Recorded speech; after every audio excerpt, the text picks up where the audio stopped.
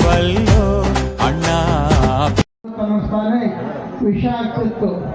ಏನೆಲ್ಲ ಕಷ್ಟ ಕಾರ್ಪಣ್ಯಗಳನ್ನು 3 ವರ್ಷ ನಾವು ಅನುಭವಿಸಿದ್ವಿ ಅಂದರೆ ಅನೇಕ ಜನರು ಅದನ್ನು ಪರಿಹಾರ ಮಾಡ್ತಾರೆ ಅಂತ ಬಂದರೆ ಯಾರಿಂದ ಅನ್ನೋದು ಪರಿಹಾರ ಮಾಡೋಕ್ಕಾಗಲಿಲ್ಲ.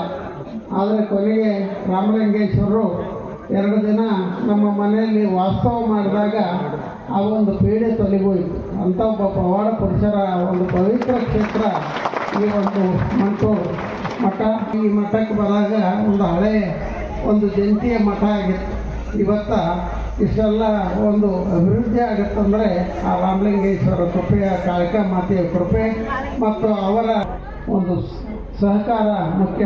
ಹೀಗಾಗಿ ಇವತ್ತು ಇಂಥ ಒಂದು ಪವಿತ್ರ ಕಾರ್ಯದಲ್ಲಿ ಅದು ನಮ್ಮ ಸುತ್ತಾಡಿ ಬಂತು ನಮ್ಮ ತೇರು